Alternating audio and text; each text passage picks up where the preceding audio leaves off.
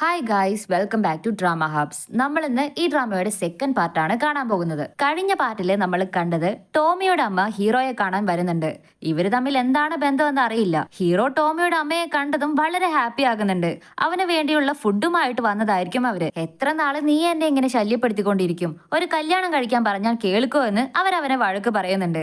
അതിനവനും എത്ര തവണ ഞാൻ പറഞ്ഞിട്ടുണ്ട് ഭക്ഷണം കൊണ്ടുവന്ന് കഷ്ടപ്പെടണ്ടെന്ന്, അത് നിങ്ങളും കേൾക്കുന്നില്ലല്ലോ എന്ന് അവനും സ്നേഹത്തോടെ കളിയാക്കുന്നുണ്ട്.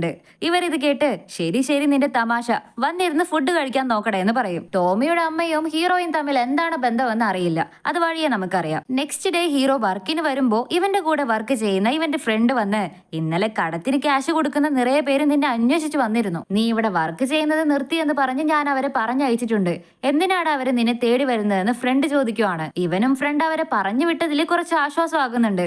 അത് കുറച്ച് ക്യാഷ് ഞാൻ കടം വാങ്ങിയിരുന്നു, ഇപ്പൊ അത് പലിശ കൂടി കൂടി കുറച്ച് കൂടുതൽ എമൗണ്ട് ആയി, കൊടുക്കാൻ പറ്റാത്തത് കൊണ്ടാ ഞാൻ ഒളിഞ്ഞൊളിഞ്ഞ് നടക്കുന്നതെന്ന് അവൻ പറയും. ഫ്രണ്ട് ഇത് കേട്ടിട്ട്, എന്തായാലും അവന്മാരുടെ കയ്യിൽ കിട്ടിയാലും നിന്റെ ബാക്കി ഉണ്ടാവില്ല, വെള്ളത്തിൽ മുക്കിക്കൊല്ലണം, അങ്ങനെ ഇടിക്കണം ഇങ്ങനെ ഇടിക്കണം എന്ന് സിനിമ പഞ്ച് ഡയലോഗ് പോലെയാണ് പറഞ്ഞിട്ട് പോയത്. ഹീറോയ്ക്കും അറിയാം അവരുടെ കയ്യിൽ കിട്ടിയാലും ഇടി ഉറപ്പാണെന്ന്, അതുകൊണ്ട് അറിയാടാ, ശരി ഞാൻ എത്രയും പെട്ടെന്ന് തിരിച്ചടയ്ക്കാൻ നോക്കാമെന്ന് പറഞ്ഞിട്ട് അവൻ വർക്ക് ചെയ്യാനായിട്ട് പോയി. അതേസമയം ലിയോയുടെ പാട്ട് കോമ്പറ്റീഷൻ ആണ് കാണിക്കുന്നത്. കോമ്പറ്റീഷനൊക്കെ നല്ല രീതിയിൽ കഴിഞ്ഞു പോകുന്നുണ്ട്.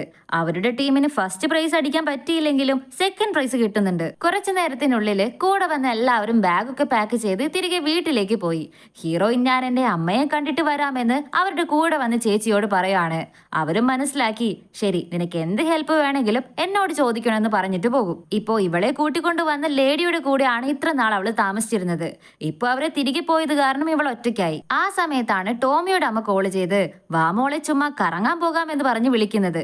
ഇവളും അവരുടെ സന്തോഷത്തിന് വിളിച്ച പ്ലേസിലെല്ലാം പോകുന്നുണ്ട്. എന്റെ മോനെ നിന്നെ കിട്ടിയത് ഭാഗ്യമാണെന്ന് പിന്നെയും ഇവളും ടോമിയും പിരിഞ്ഞതറിയാതെ അവർ പറഞ്ഞുകൊണ്ടേ ഇരിക്കുവാണ്.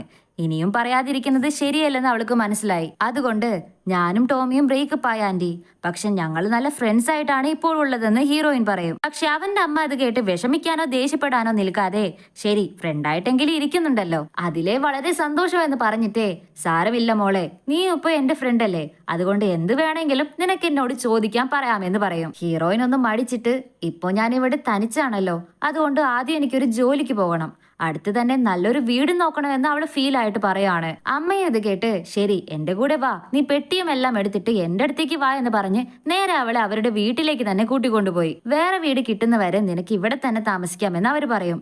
ഹീറോയിൻ ഇനി ഒരു ജോലി കൂടി വേണമല്ലോ, അവര് വർക്ക് ചെയ്യുന്ന പ്ലേസിലേക്ക് കൂട്ടിക്കൊണ്ടുപോയി ക്ലീനിങ് ജോബൊക്കെ വാങ്ങിക്കൊടുക്കുന്നുണ്ട്. ക്യാഷിന് അത്രയും അത്യാവശ്യമുള്ളത് കൊണ്ട് ചെയ്തല്ലേ പറ്റുമെന്ന് ഹീറോയിനും വേഗം വേഗം ക്ലീനിങ് ഒക്കെ ചെയ്യാൻ തുടങ്ങി. ഒരു വഴിയെ ക്ലീനിങ് ഒക്കെ ചെയ്ത് കഴിഞ്ഞ് റെസ്റ്റ് എടുക്കാനായിട്ട് റെസ്റ്റ് റൂമിലേക്ക് വന്നിരുന്നതും അടുത്ത ബാത്റൂമിൽ ഒരു കാല് കാണുന്നുണ്ട്. ഹീറോയിന് തനിയായതുകൊണ്ട് അവൾക്ക് പേടി വരാൻ തുടങ്ങി. എന്തായത്, ഒരു ചെറിയ കുട്ടിയുടെ കാല് പോലെ, എന്താ എന്ന് പോയി നോക്കിയാൽ അവിടെ ആരെയും കാണുന്നില്ല. പേടിച്ചു പോയി ഹീറോയിൻ ഒരൊറ്റ ഓട്ടത്തിൽ പുറത്തെത്തി. പിന്നീട് അവള് ഒഴിഞ്ഞൊരു റൂമിൽ പോയി കിടന്ന് ഉറങ്ങാൻ തുടങ്ങി. നെക്സ്റ്റ് ഡേ പണി ഏൽപ്പിച്ചു കൊടുത്ത ആളും ടോമിയുടെ അമ്മയും വരുന്നുണ്ട്. അമ്മ ഏൽപ്പിച്ച ജോലിയുടെ പണം വാങ്ങി ലിയയ്ക്ക് കൊടുക്കുന്നുണ്ട്. ആദ്യ ശമ്പളം കയ്യിൽ കിട്ടിയപ്പോൾ ആൾക്ക് വളരെ സന്തോഷാകുവാണ്. ഇത് അമ്മയാണ് കോൺട്രാക്ട് എടുത്ത് തന്നതുകൊണ്ട് പകുതി പണം അവൾ അമ്മയ്ക്ക് കൊടുക്കുന്നുണ്ട്. അവരവളെ സ്വന്തം മകളെ പോലെയാണ് കാണുന്നത്. അതുകൊണ്ട് എനിക്ക് പണം വേണ്ട, നീ തന്നെ ചെലവിന് വച്ചോ എന്ന് പറഞ്ഞ് മനസ്സിലാക്കും. അവൾക്കത് കഷ്ടമായിട്ട് തോന്നുന്നുണ്ട്. ഇത്ര കഷ്ടപ്പെട്ട് എനിക്ക് ജോലിയൊക്കെ ഒപ്പിച്ച് തന്നിട്ട് നിങ്ങൾക്കും ഫാമിലിയൊക്കെ ഉള്ളതല്ലേ, ഇത് വേണ്ട എന്ന് പറയരുത്, പിടിക്കെന്ന് അത്രയും പറഞ്ഞതും അമ്മ പേരിന് കുറച്ച് പണം അതിൽ നിന്ന് എടുത്തിട്ട്, ഇപ്പൊ നിനക്ക് സമാധാനമായോ എന്ന് ചോദിക്കും. അവളും സന്തോഷത്തിൽ ചിരിച്ചുകൊണ്ട് ക്യാഷ് നോക്കി നിന്നവള് പെട്ടെന്ന് കണ്ണു നിറയാൻ തുടങ്ങി. എന്റെ അമ്മയുടെ സ്വപ്നം ഞാൻ എന്തായാലും നിറവേറും, ഇവിടെ ഒരു ദിവസമെങ്കിലും ഒരു ദിവസം ഫാമിലി ആയിട്ട് ഇവിടെ അമേരിക്കയിൽ ജീവിക്കണം, കൂടെ എന്റെ അച്ഛനെയും ഇനി കഷ്ടപ്പെടാൻ ഞാൻ വിടില്ലെന്ന് അവൾ വളരെ ഫീൽ ചെയ്ത് പറഞ്ഞതും ടോമിയുടെ അമ്മ ഇവള് വിഷമിക്കുന്നത് മനസ്സിലാക്കി നിറയെ വർക്കുകളൊക്കെ പിന്നീട് വാങ്ങി കൊടുക്കുന്നുണ്ട്. അടുത്തത് ഹീറോയിൻ അവളുടെ അമ്മയുടെ കല്ലറ തേടി പോകുവാണ്. പക്ഷെ എവിടെയും അവർക്ക് അമ്മയുടെ കല്ലറ കണ്ടുപിടിക്കാനായിട്ട് പറ്റുന്നില്ല. ടോമിയുടെ അമ്മ അവളുടെ അമ്മയോട് അവൾക്ക് എത്ര സ്നേഹമുണ്ടെന്ന് മനസ്സിലാക്കി, അമേരിക്കയിൽ ഇങ്ങനെയുള്ള നിറയെ കല്ലറകളുണ്ട് മോളെ, അതുകൊണ്ട് നമുക്ക് ഓരോയിടത്തായിട്ട് ചെന്ന് നോക്കാം, ഇപ്പൊ നമുക്ക് ജോലിക്ക് പോകാം എന്ന് പറഞ്ഞതും അവള് തീർച്ചയായിട്ടും അമ്മയുടെ കല്ലറ കണ്ടുപിടിച്ചേ തീരുമെന്ന് പറഞ്ഞ് മനസ്സിലുറപ്പിച്ചിട്ട് ജോലിക്ക് പോകുവാണ്. ഇന്നത്തെ ആദ്യത്തെ ജോലി ഒരു ചെറിയ കുട്ടിയെ നോക്കുന്നതാണ്. അതാണെങ്കിലോ ഒരു നിമിഷം വായ അടയ്ക്കാതെ നിർത്താതെ അലറിക്കൊണ്ടിരിക്കുന്ന ഒരു സൈറൻ. ലിയയ്ക്കാണെങ്കിൽ എന്താ ചെയ്യേണ്ടതെന്ന് അറിയില്ല. അവൾ അറിയാവുന്ന പോലെ കോപ്രായങ്ങളൊക്കെ കാട്ടി കൊച്ചിന്റെ കരച്ചിൽ നിർത്താൻ നിർത്താനായിട്ട് നോക്കുന്നുണ്ട്. 1 മിനിറ്റ് സൈലന്റ് ആയ കൊച്ച് കൂടുതൽ ശക്തിയോടെ പിന്നെ അലറാൻ തുടങ്ങി. ഇവള് കഥ പറയാൻ തുടങ്ങിയതും അതും മത്സരിച്ച് കരയാൻ തുടങ്ങി. നമ്മുടെ ഹീറോയിൻ വളരെ കഷ്ടത്തിലാകുന്നുണ്ട്. അന്ന് നൈറ്റ് വീട്ടിലെത്തി അന്നത്തെ സമ്പാദിച്ച ക്യാഷ് ഒക്കെ എണ്ണി തിട്ടപ്പെടുത്തി വെക്കുവാണ്. ഇങ്ങനെ ചേർത്ത് ചേർത്ത് വെച്ചാല് അമ്മയുടെ സ്വപ്നം നിറവേറാൻ പറ്റും. പക്ഷെ എനിക്ക് നിറയെ റൂൾസ് കൊണ്ടുവരണം. ഇനി പുറത്തുനിന്ന് ഫുഡ് കഴിക്കാനേ പാടില്ല. തനിയെ നമുക്ക് തന്നെ കുക്ക് ചെയ്ത് കഴിക്കാലോ. ടാക്സിയിൽ ഇനി കാലെടുത്ത് വെക്കാനേ പാടില്ല. അങ്ങനെ ക്യാഷ് നിറയെ ചിലവാകുന്നതെല്ലാം മാറ്റി വളരെ ചിലവ് ചുരുക്കി ജീവിക്കണമെന്ന് അവൾ തീരുമാനിക്കും. നെക്സ്റ്റ് ഡേ വേറൊരു കുട്ടിയെ നോക്കാനായിട്ട് പോകുന്നുണ്ട്. ആ കുഞ്ഞിനെ ഫീഡ് ചെയ്യാനായിട്ട് പോകുമ്പോ ആ കുഞ്ഞും വളരെ പാവമാണെന്നാ തോന്നുന്നേ. പക്ഷെ കൂടെ വേറൊരു കുട്ടി പിശാചുണ്ട്. തിന്നാൻ കൊടുത്തിരുന്ന ഫുഡ് എടുത്ത് സൈലന്റ് ആയിട്ടിരുന്ന ആ ചെറിയ കുട്ടിയുടെ മുഖത്തെടുത്ത് എറിയുവാണ്. അങ്ങനെ എറിഞ്ഞെറിഞ്ഞ് കളിക്കാൻ തുടങ്ങിയതും ചെറിയ കുട്ടിയുടെ കൈയും ചുമ്മാതിരിക്കോ അതും എടുത്ത് എറിയാൻ തുടങ്ങി. അങ്ങനെ രണ്ടുപേരുടെ ഇടയിൽ പെട്ട് നമ്മുടെ ഹീറോയിൻ ആകെ ഒരു വഴിയാകുന്നുണ്ട്. നെക്സ്റ്റ് ഒരു വയസ്സായ അമേരിക്കൻ ലേഡിയെ നോക്കാനായിട്ടാണ് പോകുന്നത്. അവര് വളരെ റൂഡായിട്ടാണ് നമ്മുടെ ഹീറോയിനോട് ബിഹേവ് ചെയ്യുന്നത്. ഇവള് മരുന്ന് കൊടുക്കാനായിട്ട് പോയതും ആ ലേഡി ഇവളെ പിടിച്ചടിച്ചിട്ടേ വേണ്ട എന്ന് പറഞ്ഞ് അവളെ തട്ടിക്കളയുവാണ്. പക്ഷെ ഹീറോയിൻ എങ്ങനെയോ അടക്കി പിടിച്ച് കിടത്തി അവരെ കൊണ്ട് മരുന്ന് മുഴുവനും കഴിപ്പിക്കുന്നുണ്ട്. അടുത്തത് ബാത്റൂമിൽ പോകണമെന്ന് പറഞ്ഞ് എഴുന്നേൽക്കാൻ പറ്റാതെ കഷ്ടപ്പെട്ടതും ലിയ പാവം അവരെ വന്ന് പിടിച്ചെഴുന്നേൽപ്പിച്ച് ഹെൽപ്പ് ചെയ്യുന്നതിനുള്ളില് അവരവിടെ തന്നെ മൂത്രമൊഴിച്ചു കളയും. എന്നിട്ട് ഇംഗ്ലീഷിൽ 4-5 തെറിയും അവള് നോക്കി പറയും. വേറെ വഴിയില്ലാതെ അവളും കരഞ്ഞുകൊണ്ടേ അതൊക്കെ ക്ലീൻ ചെയ്യുന്നുണ്ട്. ആ അവസ്ഥയില് നമ്മൾക്ക് എങ്ങനെയായിരിക്കും ഫീൽ ചെയ്യുന്നത്, അതേപോലെ വളരെ കഷ്ടമാകുന്നുണ്ട് ഹീറോയിനും. വീട്ടിലേക്ക് വന്നതും നമ്മുടെ അമ്മയും ഇങ്ങനെയായിരിക്കും കഷ്ടപ്പെട്ടിട്ടുള്ളത്. എത്ര കഴിയുന്നോ അത്ര സമ്പാദിച്ച് അമ്മ കഷ്ടപ്പെട്ടതൊന്നും വെറുതെ ആകാൻ പാടില്ല. ഇവിടെ സന്തോഷത്തോടെ ജീവിക്കുന്ന പോലെ ക്യാഷ് സമ്പാദിക്കണം എന്ന് അവളും മനസ്സിലുറപ്പിക്കുവാണ്. അന്ന് ടോമിയുടെ അമ്മ വീട്ടിലേക്ക് വന്നതും നിന്റെ കാർഡ് കുറച്ച് നാളിനുള്ളിൽ എക്സ്പയർ ആകാൻ പോകുവാണ്. അതുകൊണ്ട് നീ ഉടനെ ഗ്രീൻ കാർഡ് എടുക്കണം. ഇല്ലെങ്കിൽ നീ തിരികെ നാട്ടിലേക്ക് പോകേണ്ടി വരും.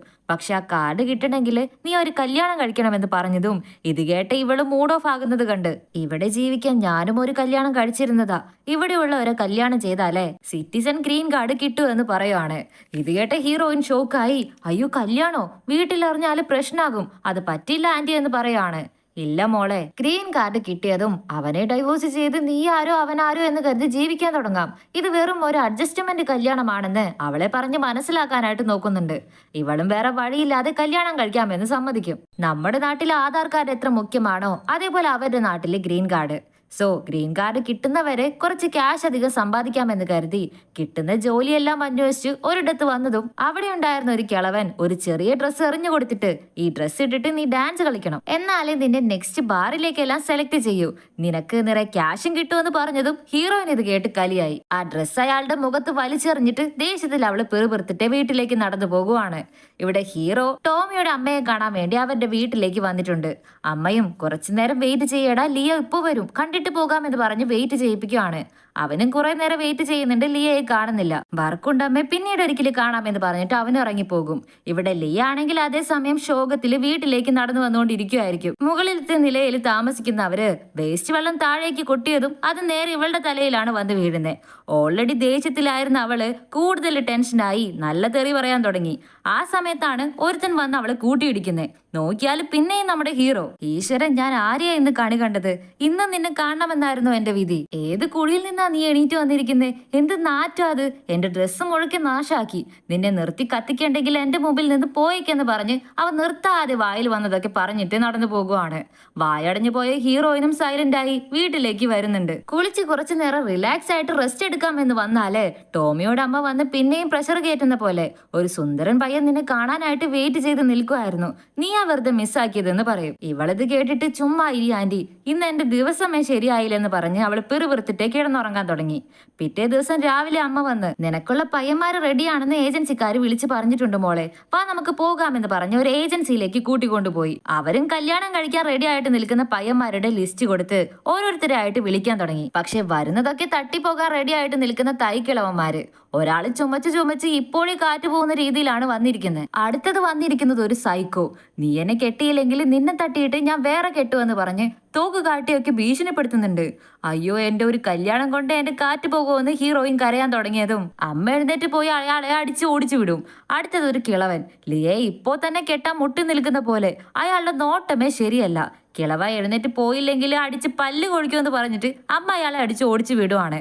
മോളെ ഇത് ശരിയാവുമെന്ന് തോന്നുന്നില്ല, നമുക്ക് ഈ പരിപാടി ഇവിടെ വെച്ച് നിർത്തുന്നതാണെന്ന് പറഞ്ഞ് ചിന്തിച്ചവര് പെട്ടെന്ന് എന്താ ചിന്തിച്ചെന്ന് അറിയില്ല സന്തോഷത്തോടെ ചിരിച്ചിട്ടേ, ഇന്ന് നൈറ്റ് നിനക്ക് പറ്റിയ പയ്യനെ ഞാൻ കാണിച്ചു തരാം, എനിക്കവൻ എന്റെ മോനെ പോലെ തന്നെയാണ്. ലിയോയോട് പയ്യനെ കുറിച്ച് നല്ല പൊക്കിയൊക്കെ പറയുന്നുണ്ട്. ഇപ്പോ രാത്രിയായി ലിയോ ഒരുങ്ങിക്കൊണ്ടിരിക്കുവായിരിക്കും. ലിയോ ഇറങ്ങി വാ, കാലത്ത് ഞാൻ പറഞ്ഞ പയ്യൻ വന്നിട്ടുണ്ടെന്ന് വിളിച്ചതും ഇവളും നെർവസ് ആയി മുടിയൊക്കെ ഒതുക്കി വെച്ച് സുന്ദരിയായിട്ട് വളരെ ക്യൂരിയസ് ആയിട്ട് ഇറങ്ങി വന്ന് നോക്കിയാല് ദേ നമ്മുടെ ഹീറോ നിൽക്കുന്നു. അവനെ കണ്ടതിലേക്ക് ദേഷ്യം തലയിൽ കയറി വന്ന് നിൽക്കുന്നുണ്ട്. ഈ നാട് വിട്ട് ഓടേണ്ടി വന്നാലും ഞാൻ ഓടും, എന്നാലും ഇവന് കഴുത്ത് നീട്ടുന്ന പ്രശ്നമേ ഇല്ലെന്ന് അവള് പറയും. ഹീറോ അത് കേട്ട് ടെൻഷനായി, നീ എന്നെ വേണ്ട എന്ന് പറയുന്നതിന് മുമ്പ് ഞാൻ നിന്നെ വേണ്ട എന്ന് പറഞ്ഞിരിക്കും. അമ്മേ, ഞാൻ പിച്ചയെടുത്ത് ജീവിച്ചാലും ഈ പിച്ചക്കാരിയെ കല്യാണം കഴിക്കാൻ എനിക്ക് പറ്റില്ലെന്ന് ഹീറോ പറയാണ്. ഇത് കേട്ട അമ്മ ഷോക്കായി, എന്താണ് ഇവിടെ നടക്കുന്നതെന്ന് പോലെ രണ്ടിനോടും വഴക്ക് നിർത്തി സമാധാനത്തോടെ സംസാരിക്കാമെന്ന് ട്രൈ ചെയ്യുന്നുണ്ട്. പക്ഷെ രണ്ടുപേരും അടങ്ങുന്ന പോലെയില്ല. ഇതോടെയാണ് ഈ പാർട്ട് ഇവിടെ കഴിഞ്ഞിരിക്കുന്നത്. അടുത്ത പാർട്ടുമായിട്ട് ഞാൻ വേഗം തന്നെ വരുന്നതായിരിക്കും. ഇന്നത്തെ എപ്പിസോഡ് നിങ്ങൾക്ക് ഇഷ്ടമായെങ്കിൽ ലൈക്ക് ചെയ്യുക, ഷെയർ ചെയ്യുക, വീഡിയോ കുറിച്ചുള്ള അഭിപ്രായങ്ങളും കമന്റ് ചെയ്ത് പറയാനായിട്ട് മറക്കരുത്. നമ്മുടെ ചാനൽ ആദ്യമായിട്ട് കാണുന്നവരാണെങ്കിൽ നമ്മളെ സപ്പോർട്ട് ചെയ്യാനായിട്ട് താല്പര്യം ഉണ്ടെങ്കിൽ മറക്കാതെ സബ്സ്ക്രൈബ് ചെയ്ത് അടുത്തുള്ള ചെറിയ ബെല്ലൈക്കണും കൂടി എനേബിൾ ചെയ്ത് വെച്ചേക്കാം. അപ്പോൾ ഈ ഡ്രാമയുടെ മറ്റൊരു എപ്പിസോഡുമായിട്ട് നമുക്ക് നാളെ തന്നെ കണ്ടുമുട്ടാം. അതുവരേക്കും എല്ലാവർക്കും ബൈ.